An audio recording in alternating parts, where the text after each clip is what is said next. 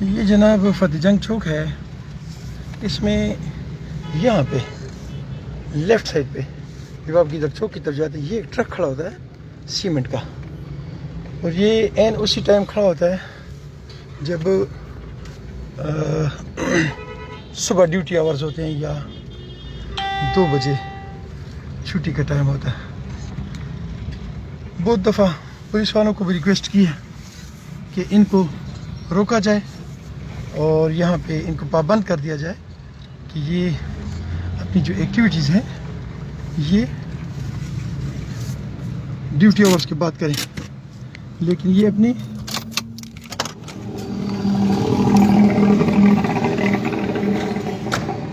یہ سامنے ٹرک ہے سیمنٹ کا, اور بہت دفعہ ان کو بتایا جا چکا ہے کہ آپ ڈیوٹی آورز میں یہاں پہ ٹرک نہ روکا کریں کیونکہ اس سے ٹریفک بلاک ہو جاتی ہے. اور میں بار بار یہ کہتا ہوں کہ یہ بسال روڈ ہے, اٹک بسال روڈ, لیکن شاید یہاں پہ کوئی پولیس والا بھی نہیں ہوتا, جیسے کہ آپ دیکھ سکتے ہیں کہ یہاں پہ آپ کو کوئی پولیس والا بھی نہیں نظر آئے گا. اور اس کے علاوہ یہ ٹریفک جام ہو جاتی ہے یہاں پہ.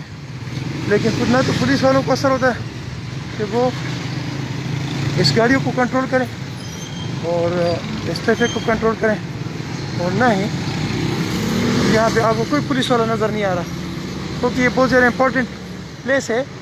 اور یہاں پہ خاص کر یہ جو سیمنٹ کی گاڑی ہے اس کا میں اکثر آبجیکٹ کرتا رہتا ہوں, لیکن یہ اس پہ بھی کوئی اثر نہیں ہو رہا.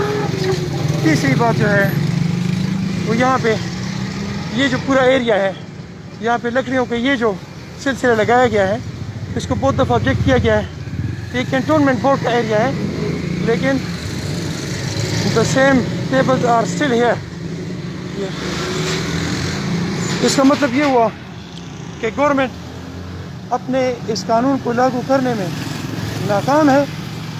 اس کا مطلب یہ ہے کہ اس کو میں لینڈ مافیا کہوں گا, اس کو میں انکروچمنٹ مافیا کہوں گا, اس کو میں روڈ مافیا کہوں گا.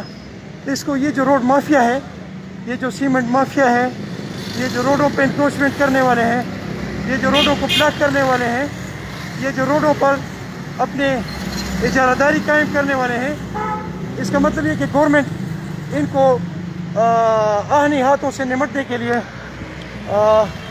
یہ دیکھیں یہ ایک اور بڑی گاڑی, اس کا نمبر ہے جی FDD 2875. اس کا مطلب یہ ہوا کہ یہ گورنمنٹ جو ہے اٹک کی گورنمنٹ یہ قانون لاگو کرنے میں ناکام ہے.